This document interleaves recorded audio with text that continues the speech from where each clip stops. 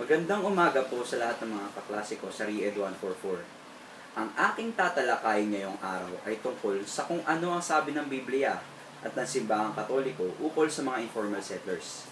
Para mas lalo nating maintindihan ang sabi ng Biblia at ng simbahan sa mga informal settlers, kailangan nating malaman na nahati sa dalawa ang perspektibong ukol dito. Una ay ang turo ng Simbahang Katoliko tungkol sa pribadong pagmamay-ari o private property, at ang gampanin ng simbahan patungkol sa mga mahihirap. Nagkakaisa ang Simbahang Katoliko sa pagsasabi na hindi hadlang ang pagkakaroon ng pribadong pagmamay-ari upang matugunan ang pangangailangan ng bawat tao sa mundo.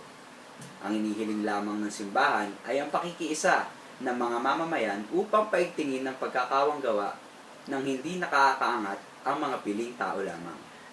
Ang pahayag na ito ay makikita natin sa Rerum Novarum na isinulat ni Pope Leo XIII.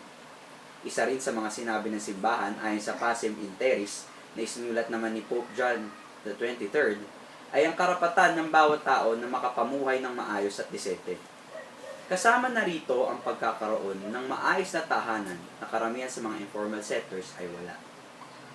Ang kayamanan ay makikita rin sa iba't ibang bahagi ng lumang tipan bilang gantimpala sa mga naging masunurin sa Diyos, kagaya ng istorya ni Job, Abraham at David. Sa bagong tipan naman, walang binago si Jesus patungkol sa turo sa pagmamay-ari, ngunit kanyang ipinabatid na hindi dapat ginagawang Diyos-Diyosan ang kayamanan.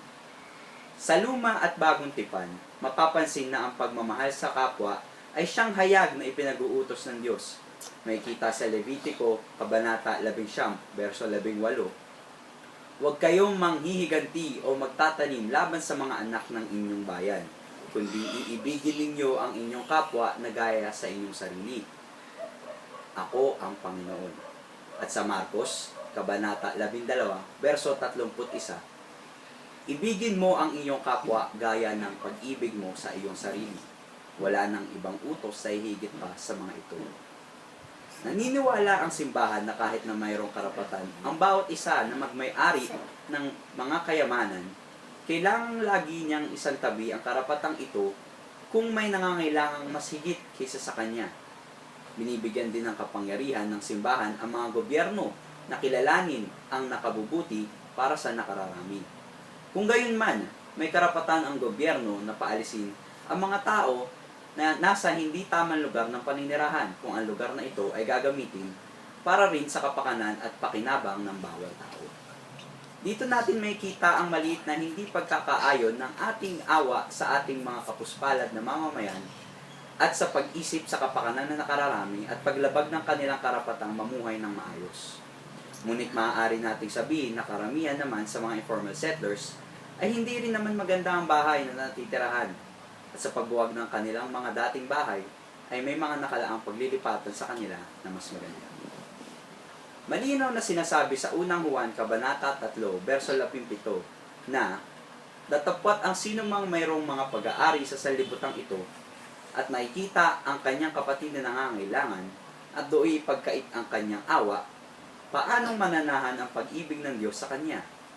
Ito ay ang tahasang pagsasabi ng Panginoon na dapat tayo ay bukas na nagbibigay sa mga kapuspalad nating mga kapatid. Ibig sabihin lamang ng lahat ng ito ay dapat tayong magkaisa upang mapabuti ang kalagayan ng bawat kapatid natin sa mundong ito. Sa aking pagtatapos, nais ko lamang ipabatid na ang simbahan ay laging bukas ang palad na tumulong sa mga mahihirap nating mga kababayan na walang maayos na matirahan, alinsunod sa mga nakapaloob sa utos ng banal na kasulatan. Ang simbahan ay ginagalang din ang karapatan ng mga taong magkaroon ng pribadong ari-arian, ngunit hindi niya ito maaaring pagkait sa mga nangangailangan. Ang mga informal settlers ay tao rin, kaya't kung sila'y nakakaabala at nakakasagabal sa ating pag-unlad, dapat nating tandaan na may karapatan din silang kinikilala ng simbahan at ng gobyerno, kaya marapat lamang natugunan natin ang kanilang pangangailangan upang sila'y makapagbagong buhay, at ito'y magagawa lamang sa pamamagitan ng tamang ugnayan at pagkilos sa pagitan ng nagbibigay at tumatanggap ng tulong. Yun lamang po at maraming salamat sa inyong pakikinig.